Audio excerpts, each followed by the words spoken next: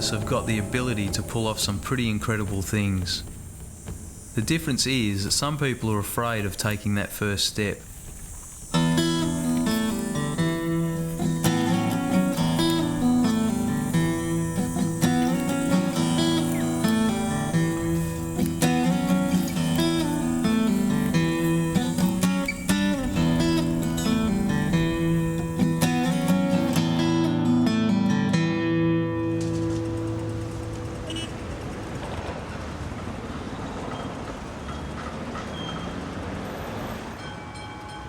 His willpower, I really don't know where he gets it from. It must come right down in the gut there. I had a couple of trips with Woz, with his legs, and when he lost them, he didn't ever seem to want to give up having these wilderness experiences. And he just looks up there at that summit, that peak, and his dream all the way through is to pitch the tent up there, and I'm sure that's going to happen. Sometimes it seems like my whole life has been preparation for what I've got to deal with now. Growing up in the western suburbs of Melbourne, I didn't have a lot of aspiration at all. I was basically working and living for the weekend, doing the weekend warrior thing. At work, I'd look around the office and think, God, some of these guys have been here for 20 years. I couldn't even begin to imagine how they could do that. When the chance came to travel overseas with some mates, I threw in my career as a technical officer and went travelling through the US and Europe before going to Africa. It was in Africa that I felt I functioned at my best, far away from the Western comforts that we take for granted. Being there gave me the feeling of being alive, of being part of the real world. Little did I know that everything I'd learned in my travels about hardship and discomfort would be tested to the limit during my 2 days on Hinchinbrook.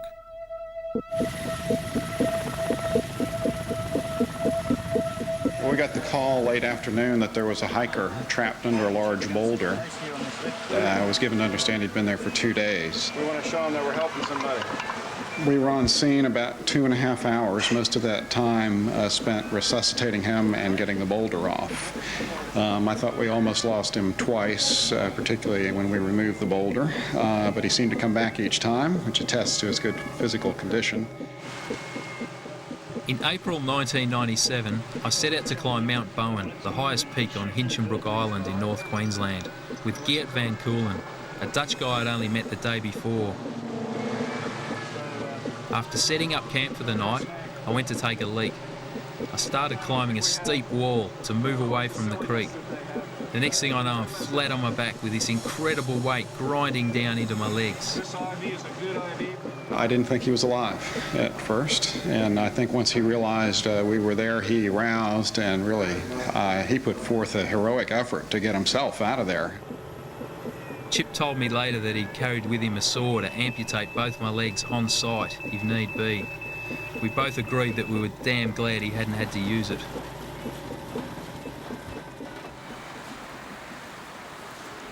I had 13 operations in 18 days.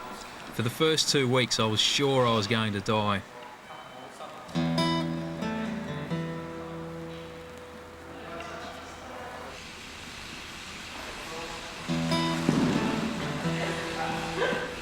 Taking control of what was left of my life was largely a case of overcoming each small obstacle as it arose. Learning how to walk again on prosthetic legs gave me the biggest challenge I'd ever had.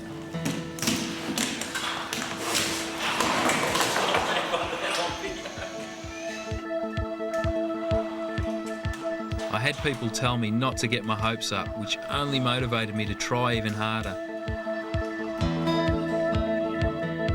I took it on as a personal goal and became determined to walk out of that hospital.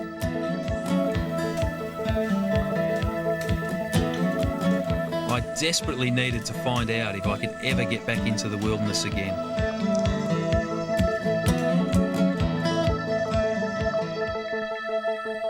The realisation that it wasn't over for me yet came just 10 months after the accident. Over 3 gruelling days, I dragged myself up Tasmania's Cradle Mountain. This gave me a taste of what I thought I'd lost, and I wanted more. Getting to Federation Peak will mean negotiating the notoriously muddy track across the Arthur Plains before traversing the crags and plateaus of the Eastern Arthurs. The peak is 43 kilometres from the nearest road, and it's not an easy walk for anybody. Amongst bushwalkers, Federation Peak is known as one of the hardest bushwalks in Australia. Just how much harder it's going to be for me is unknown, but I'm on my way to finding out.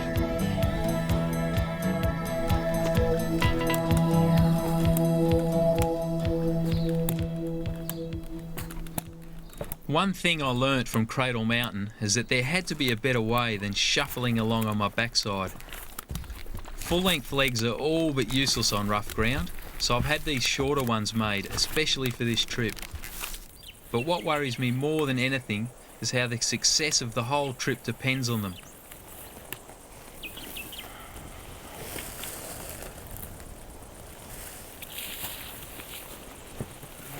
This stuff here makes it pretty hard for me because of the grasses on either side catching up in my crutches.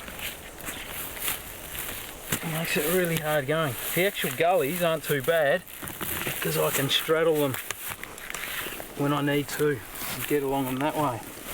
But the grass is what I'm finding harder than most. And I've sort of had to modify the way I walk as well, so I'm not twisting so much on the prosthesis and rubbing the skin that's already been rubbed up in the top of my legs.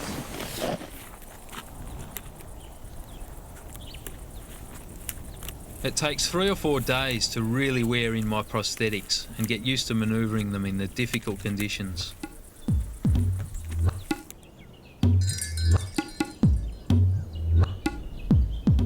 The average bushwalker on a trip to Federation Peak would have to carry 2 weeks' supply of food to give themselves any chance of climbing the peak. I've estimated that I'm moving at 1/5 of the pace that I used to, so we need to carry a huge amount of food. Taking into consideration people's time constraints, I've broken the trip into 3 sections, each with a separate team, providing support by pack hauling supplies along the track.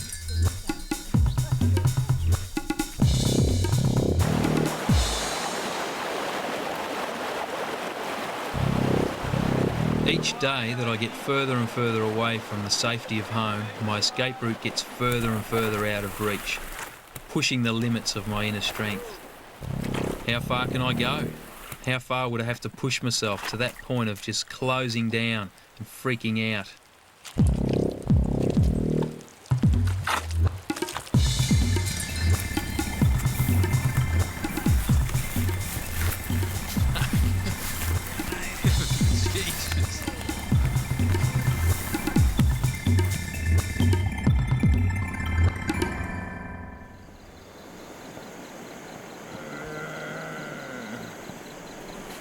You've got to be joking. Bloody hell. No, you're going amazing. Well, after Excellent work. what I just went through yesterday, Arvo, mate, I'm just about dead. I'm not surprised. Throw that pack down, son. It's so important for me to have friends like Ian here supporting me on this trip. How you been, old chappie? Having him around assures that no one will get bored and keeps all of our spirits high. It's so pony. A blistering pace, you reckon? Yeah, I thought. Oh, mate, what's your story? Now you're talking. Jesus. It gets better. Give that in the middle. JD, nonetheless.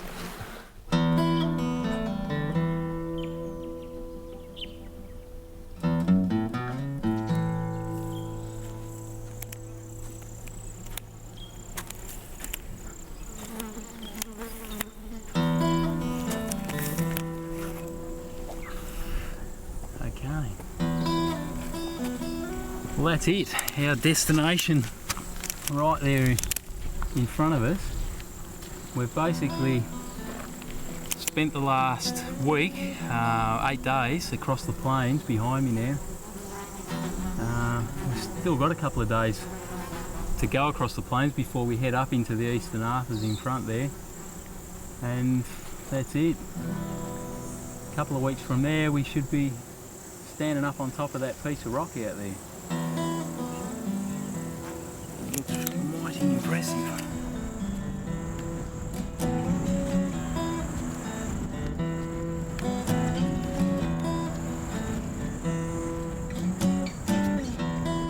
Out here, we're totally reliant on the gear that we're carrying on our backs. We have to be completely self-sufficient.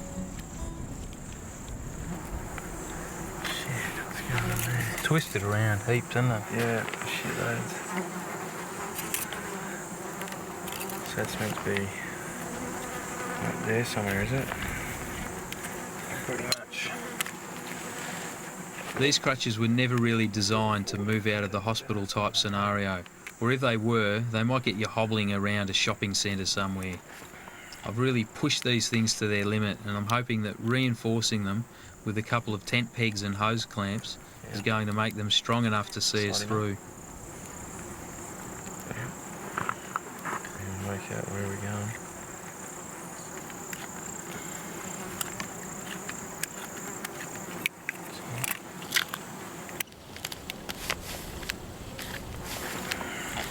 It's giving me all the support I need.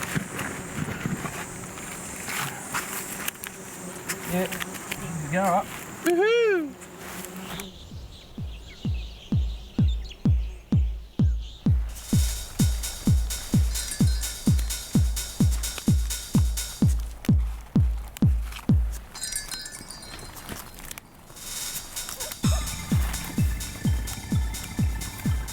Luckman's Lead is the gateway onto the Eastern Arthurs.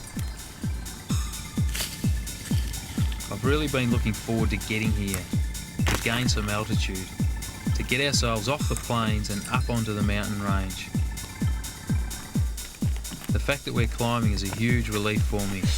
I've trained to climb, not to drag myself through the mud for days on end. Moving up into the mountains increases our vulnerability, exposing us to the full extent of the weather.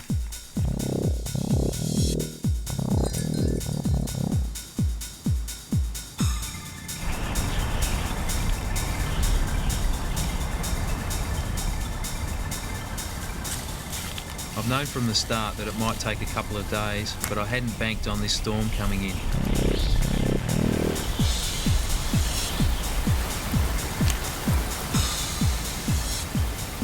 We ended up spending 7 days on Luckman's Lead. 5 of those were spent waiting out the storm.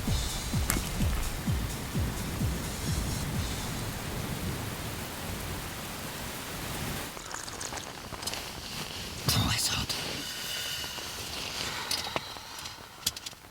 I remember when we were walking across the ridge, and see you're underneath the scrub. Your head just pokes up above the low scrub, whereas I sort of copped the full force of the horizontal rain and the wind. And I actually noticed, because I was travelling so slowly.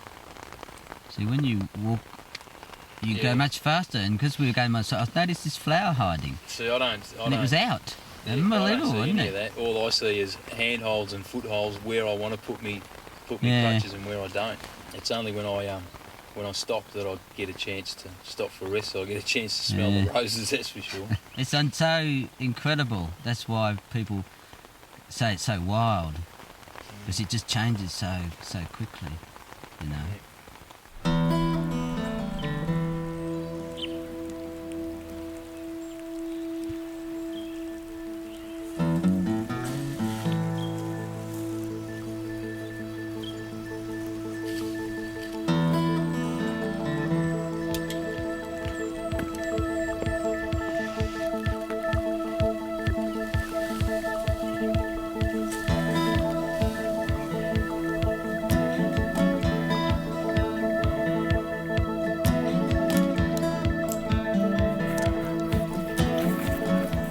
What is amazing he just powers on like a man possessed. Nothing seems to faze him really.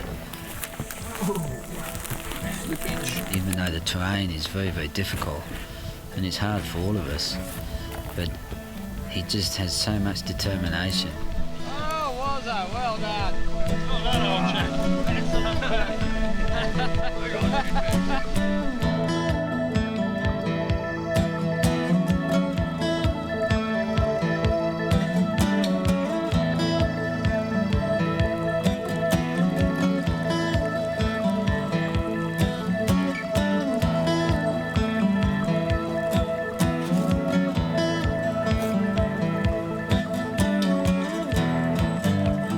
Traversing the Eastern Arthurs is much like traversing the back of a dragon.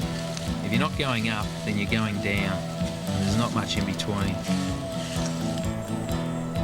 Abseiling, for me, is one of the most difficult aspects of moving across rock, simply because I can't use my legs to bounce off the wall. Having Jez belay me from below frees up both my hands and allows me to descend with a lot more control. The wet conditions make it extremely treacherous. Everything's slippery, my hands are numb from the cold. I just have to be so much more careful about what I'm doing.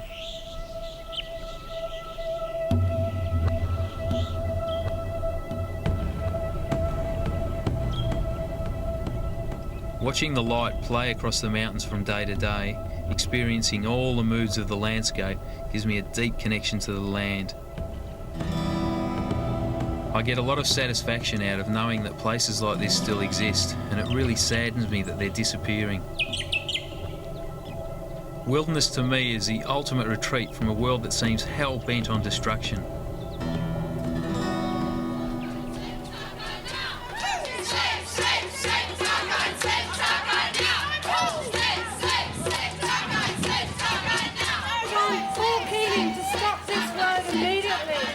I first came to Tasmania in 1995 and was immediately captivated by the island's wildness.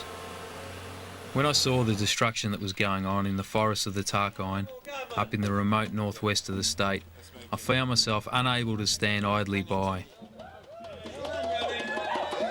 This river's behind us. That's that river that they had to build the other bridge on with that belt. I spent 12 months on the front line of the Tarkine campaign with a group of young people who became known through the media as the Tarkine Tigers. We had a number of secret tracks that led us through the Tarkine forests, and one of my roles was to get people into the restricted areas, at times under the cover of darkness, and show them firsthand what was happening to the forests. It was in the Tarkine that I realised I wanted to work as a bushwalking guide, to show people the wild places we have. Just over a year after this footage was taken in the Tarkine, I had my accident on Henshawbrook Island. He's overcome a death experience, and under the rock he thought he was going to die, almost gave up. He came around and he's actually turned that into something extremely positive. He hasn't just sat around, he's converted that into just positive energy, and there's real power in that, and there's real power in nature too, where we are, and both these powers can overcome everything.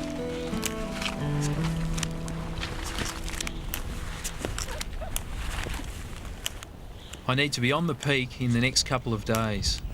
If the weather turns bad again, we won't be able to hang around and wait for it to clear, simply because we're running low on food and there's only so much time you can expect friends to give you.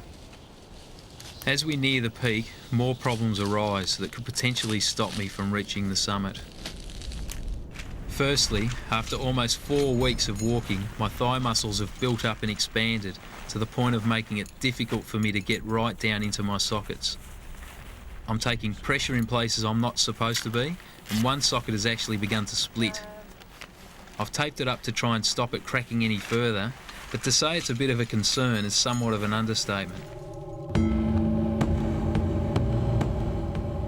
From here it's only a few hundred metres to the start of the climb, but it will take the better part of the day to get there.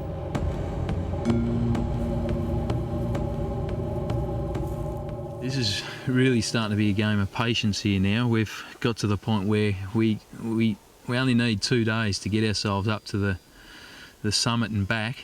Right now we've had some pretty heavy fog rolling, which means we can't see the sky and we don't know what's happening up there, and we really need that 2-day window of opportunity to get ourselves up to the summit and back down again. And to be realistic about it, we're running out of time. We haven't got a hell of a lot of food left, and we can't afford to sit here for too much longer, so all of us are pretty anxious to get moving as soon as we can. But you know, it's patience. The game of patience rolls on.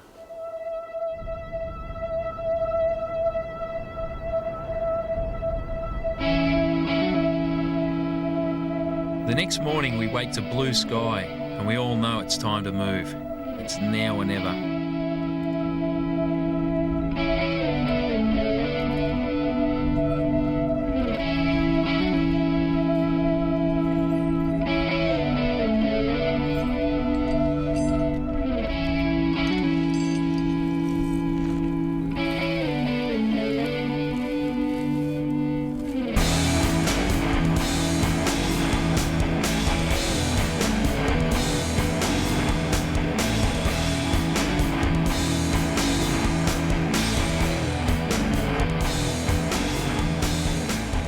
Another problem arises, this time from my impatience to get to the top. I thought we could save some time by taking a more direct route at the start of the climb, but as I gain height, I realise the route is far more difficult than I'd realised, and leaves me facing a horrendous swing across the face if I peel off. With the wet and loose rock, the chances of coming off here are real high. By the time I get back to where I started, we've wasted a valuable 2 hours, leaving me angry at how easily I could have blown it all.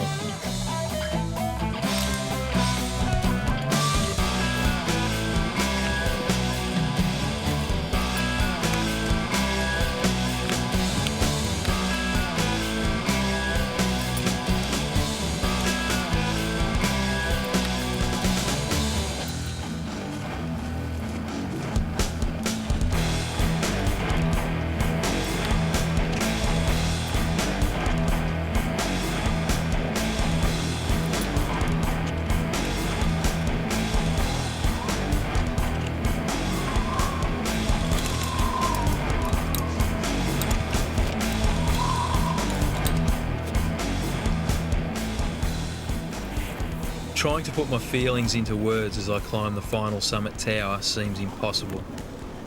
The sheer enormity of the moment as it gets closer with each step threatens to overwhelm me. Everything I'd experienced races through my mind. The accident, the loss of my legs, the months of rehabilitation, the 4 weeks I'd just spent dragging myself across the plains and up and down the length of the range. The 4 weeks that had led to this moment.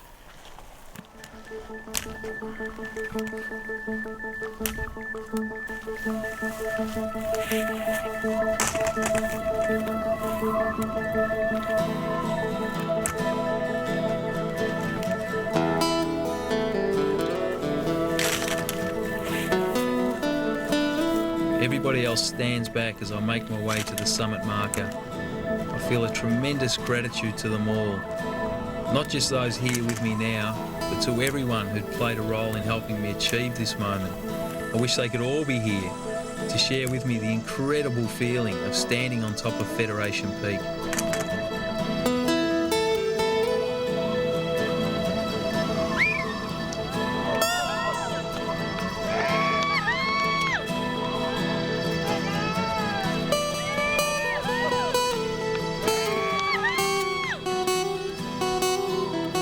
I'm convinced now, more than ever, that nothing is impossible if we dare to face our fears and believe in ourselves.